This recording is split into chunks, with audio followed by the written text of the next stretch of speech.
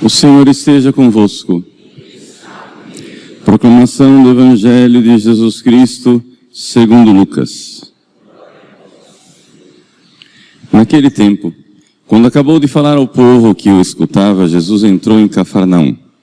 Havia lá um oficial romano que tinha um empregado a quem estimava muito e que estava doente à beira da morte. O oficial ouviu falar de Jesus e enviou alguns anciãos dos judeus para pedirem que Jesus viesse salvar o seu empregado. Chegando aonde Jesus estava, pediram-lhe com insistência: o oficial merece que lhe faças esse favor porque ele estima o nosso povo. Ele até nos construiu uma sinagoga. E então Jesus pôs-se a caminho com eles. Porém, quando já estava perto da casa, o oficial mandou alguns amigos dizerem a Jesus: Senhor, não te incomodes, pois não sou digno de que entres em minha casa. Nem mesmo me achei digno de ir pessoalmente ao teu encontro, mas ordena com a tua palavra e o meu empregado ficará curado. Eu também estou debaixo de autoridade, mas tenho soldados que obedecem às minhas ordens. Se ordeno a um, vai, ele vai, e a outro, vem, ele vem. E ao meu empregado, faz isto, ele o faz. Ouvindo isso, Jesus ficou admirado. Virou-se para a multidão que o seguia e disse: eu vos declaro que nem mesmo em Israel encontrei tamanha fé. Os mensageiros voltaram para a casa do oficial e encontraram o empregado em perfeita saúde. Palavra da salvação.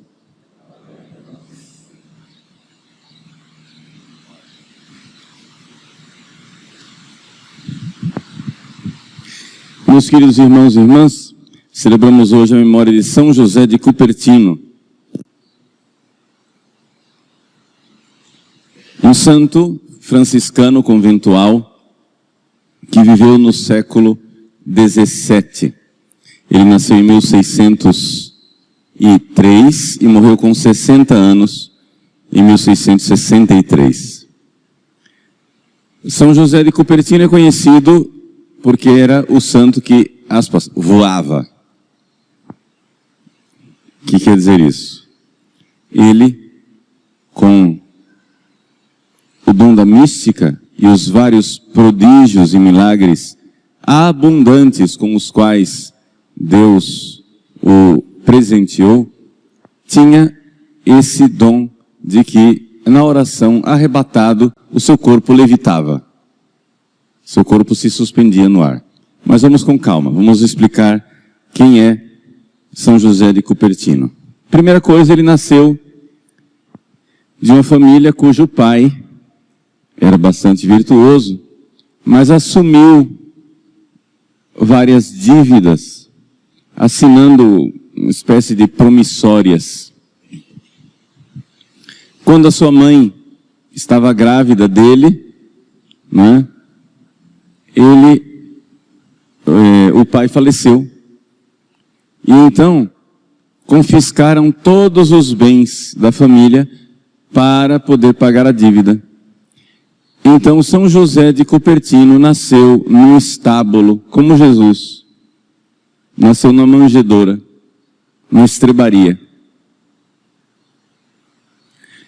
Quando ele cresceu um pouco, tinha um pouquinho mais de idade, apareceu um tumor nas suas nádegas, que tinha um cheiro horrível e fazia com que a criança sofresse grandes dores. A mãe fez uma promessa a Nossa Senhora das Graças e ele foi curado. Assim, esse menino se encaminhou para o sacerdócio, queria ser padre. Só que um problema terrível. Ele tinha um pavor de exames. Ou seja, é por isso que São José de Cupertino é também padroeiro dos estudantes. Quando eu era estudante na Gregoriana em Roma, todos os dias, eu passava na igreja, na Basílica dos 12 Apóstolos, onde tem no altar, onde fica o Santíssimo Sacramento, é o altar de São José de Cupertino, e lá nós fazíamos nossas orações fervorosas, principalmente nos dias de exame. Por quê? Porque São José de Cupertino não conseguia fazer exames. Ele simplesmente desmaiava. Quando iam fazer os exames, o homem passava mal. E então, depois de várias peripécias, de troca de convento, de ordem, joga para cá, joga para lá, porque ninguém queria ordená-lo, quando finalmente viram a virtude dele, deram um jeito de examiná-lo sem que ele percebesse. Ou seja, ele tinha o conhecimento, ele tinha a ciência, mas ele só não conseguia fazer exames. Então eles, numa conversa descontraída, iam perguntando as coisas, conversando, etc. E conseguiram ver que ele sabia o suficiente para ser ordenado padre. Mas, para ser ordenado padre, ele precisava também ser investigado pelo bispo. Você tem examinado, perdão, não investigado. Examinado pelo bispo. E então, tinha uma turma de rapazes que iam ser ordenados. O bispo era muito rigoroso nos exames. Quando finalmente o bispo examinou o primeiro, ciência extraordinária. Examinou o segundo, maravilha das maravilhas. Examinou o terceiro, muito inteligente. Aí o bispo disse, devem ser todos assim, e dispensou os outros do exame. E assim, São José de Cupertino passou no exame, na prova, e foi ordenado padre, sem ser examinado pelo bispo. Logo cedo, se manifestaram os dons místicos desse grande santo. Para vocês entenderem esse dom da levitação, o que é isso? A um certo momento da vida mística, o santo é atraído por Deus. Deus puxa a vontade do santo. Ou seja, o que é que Deus quer? Que nós o amemos com um amor que não é nosso. Um amor que é dele. Isso é a participação na vida divina. Então, o que acontece? Por participação na vida divina, o santo vai vendo nele um amor que não é humano. Esse amor que não é humano, é um amor divino. A vontade, o coração do santo, então, é puxado para Deus. Ele sente que está sendo elevado, puxado para Deus com um amor arrebatador. Então acontece, algumas vezes, não é a regra geral, mas pode acontecer do santo, então, nessa hora que Deus puxa a vontade e atrai para si, que o corpo seja também elevado. E o corpo sai do chão. A primeira vez aconteceu na igreja, em que São José, o padre José de Cupertino, foi elevado até a altura do púlpito. Mas isso se tornou cada vez mais frequente. E os frades, então, começaram a ficar perturbados com aquilo. Porque aquilo atrapalhava a vida da comunidade. A comunidade simplesmente não conseguia rezar com um cara flutuando dentro da igreja. Aquilo era um motivo de grande distração. Então, ele ficou durante anos condenado a rezar sozinho dentro da cela dele, dentro do seu quarto.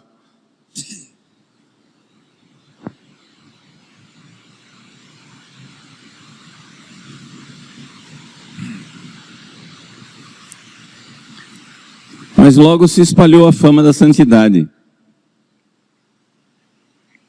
curas prodigiosas, pessoas coxos, aleijados que começavam a andar de novo, etc.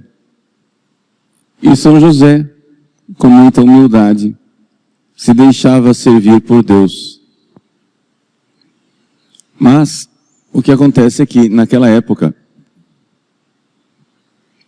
a Inquisição, o Santo Ofício, ficava muito preocupado com falsos santos, feitiçaria, bruxaria.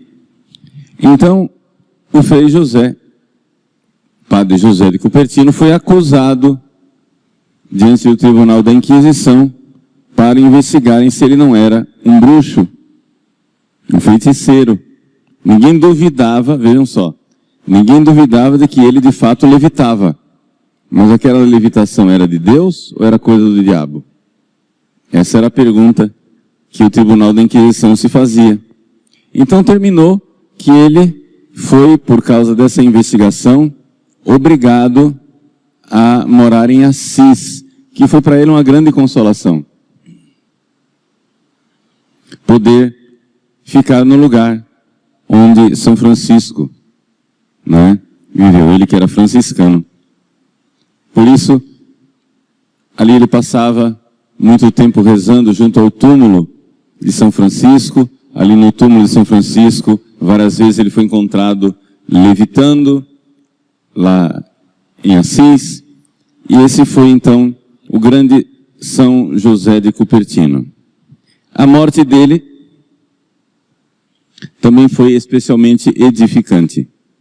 Veja, eu estou resumindo muito a vida do santo, porque a vida de São José de Cupertino é muito prodigiosa, cheia de profecias, milagres, uma coisa assim, vale muito a pena a gente ver como Deus escolhe alguns santos para fazer mais prodígios e mais milagres, né? Bom, ele então foi, fez o fim da sua vida terrena, com 60 anos de idade, ele adoeceu, e disseram, mas por que é que o senhor não pede a Nossa Senhora que o cure? Nossa Senhora já curou na sua infância. Ele disse, eu entreguei minha vida, minha saúde física e tudo aquilo que eu sou e tenho a Nosso Senhor, seja feita a vontade dele. Ele então, nos seus últimos dias de vida, não conseguia mais celebrar missa e pediu que levassem a ele a comunhão. Às vezes ele conseguia ir até o sacrário para comungar, às vezes levavam até ele. E ele então profetizou, no dia em que esse burrinho, ele se chamava de burrinho, no dia em que esse burrinho não conseguir mais receber o cordeirinho, Jesus na Eucaristia, eu irei para uma vida melhor. E de fato foi o que aconteceu. Ele foi adoecendo cada vez mais, deram a ele o viático. Ele que já estava moribundo, quase morrendo, quando viu Jesus que vinha na comunhão, se levantou da cama, arrebatado, correu até Jesus e ficou em êxtase durante 15 minutos. Depois tiveram que levá-lo para a cama, com grande dificuldade. Em seguida, o guardião deu a unção dos enfermos, e conforme o ritual tradicional da igreja, ele ia sendo ungido nos vários sentidos do corpo, nos olhos, nos ouvidos, mãos, pés, boca, etc.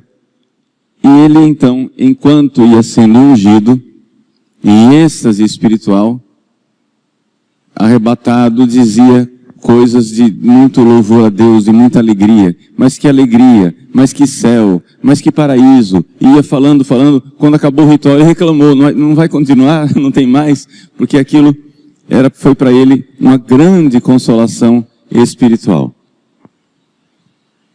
No seu último dia de vida, né, dia 18 como hoje, ele então não conseguiu mais comungar. A boca estava tão inchada, a língua tão inchada, que ele não conseguia comungar.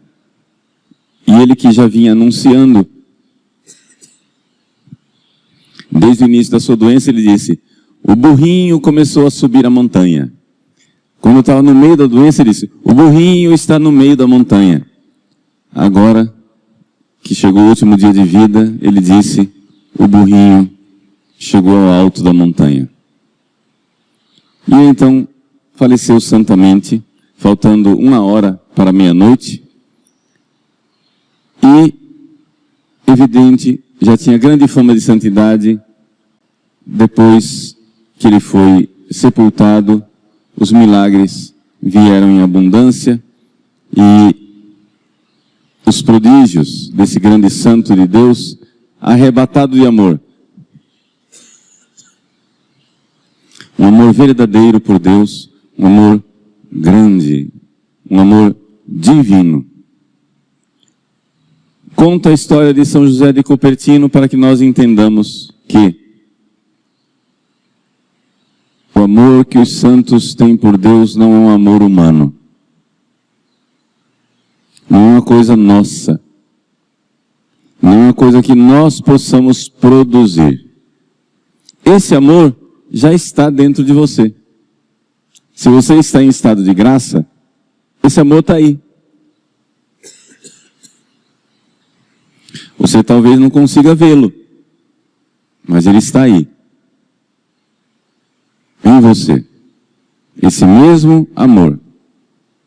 Nosso Senhor disse, e nós ouvimos na coleta da missa de São José de Cupertino, quando eu for elevado, atrairei todos a mim.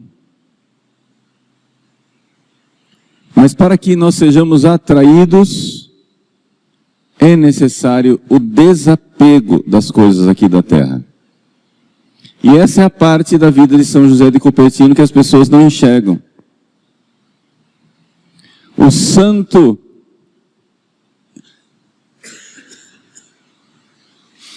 santo é elevado ao céu, porque ele não está grudado na terra. O santo é atraído para Deus, porque ele se desapegou das coisas aqui da terra. Então essas levitações abundantes, frequentes, numerosas de São José de Cupertino são para nós um sinal do desapego que nós precisamos viver aqui na terra. Durante essas levitações dele, que aconteciam sobretudo durante a missa, quando ele celebrava a missa, o povo ia lá para testá-lo, com agulhas, vela para ver se queimava a mão, se ele estava lá mesmo, estava em êxtase, não sentia nada, não se queimava, não sangrava. Iam lá para comprovar. E aqui não estamos falando de, ele levitou uma vez. Foram numerosas, centenas e centenas de vezes que ele foi visto levitando. Com centenas e centenas de testemunhas. A tal ponto, era tão comprovada a levitação, que a própria Santa Sé mandou investigar para ver se ele não era um bruxo. Não é? Tão comprovada era a coisa. Claro que não era. Claro que a Santa Sé depois, a própria Santa Sé o canonizou. Mas nós precisamos enxergar isso. É isso que precisa acontecer conosco. Não levitar, mas nos desapegarmos desta terra e sermos atraídos pelas coisas do céu. E a primeira coisa que você precisa se desapegar é de você mesmo. Vamos supor que você quisesse dizer assim, mas eu quero levitar também. Se você não se desapegar dessa ideia, não vai acontecer nada com você. Eu quero ser um grande santo porque eu quero progredir espiritualmente. Bom, se você não desapegar, vai ficar grudado aí em você mesmo. Um santo não pensa em si. Um santo é esquecido de si. Um santo é tudo o contrário desse negócio aí de você ficar olhando para o próprio umbigo.